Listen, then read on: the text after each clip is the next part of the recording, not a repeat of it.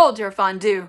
The Swiss Miss of women's football are ready to show the world what they're made of. The Switzerland women's football team has plenty of talent, a few injuries, and a bit of drama. Team captain Leah Walty went down during an Arsenal game against Everton this May and suffered an ankle injury which sidelined her for the next several games. The 19-year-old British player for Everton who tackled Leah Walty was red-carded for the play, and she later issued a public apology. Walty's response was first class. She acknowledged that this is part of the sport and asked for no hateful comments to be directed at the young Everton player. Leah Walty is now match fit, and we hope to see no re-spraining of her ankle during the Cup, as lax ligaments post-sprain can put athletes at higher risk for re-sprain.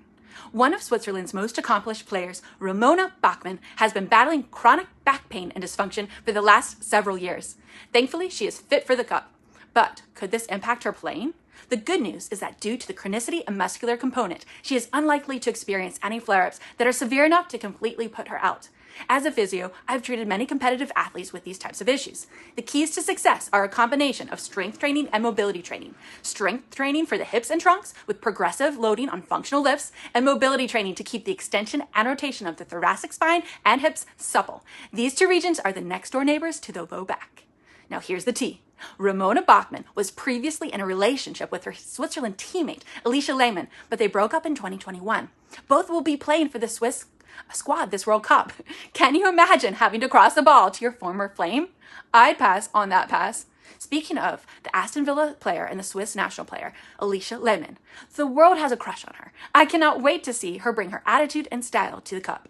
Other Swiss players to watch are Noelle Moritz, who is an experienced and highly reliable defender, Geraldine Rütteler, the dynamic forward who has been called the future of Swiss football, and Anna Sinagojevic, who has almost 150 international appearances and is Switzerland's top scorer of all times. She can play almost any position on the pitch, offense or defense. Now, Switzerland is in Group A and will make their 2023 World Cup debut this Friday, July 21st against the Philippines. This game should be an easy win for Switzerland and a great way for them to build momentum as they head into tougher matches. They will next play against Norway, then New Zealand. We expect Norway to be a shoo-in as the first team in Group A to advance past the first round. The second team to advance will either be Switzerland or New Zealand. Both teams should be fairly closely matched, but New Zealand is a host with Australia for the Cup.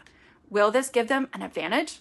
I'm particularly looking forward to this New Zealand-Switzerland face-off to see which team moves on and which team's hopes and dreams are crushed for the rest of the tournament. Let's hope for Switzerland's sake that a lot of yodeling fans make it down under to support these ladies. I'm Lauren Hagel, Doctor of Physical Therapy for the Fantasy Doctors Football.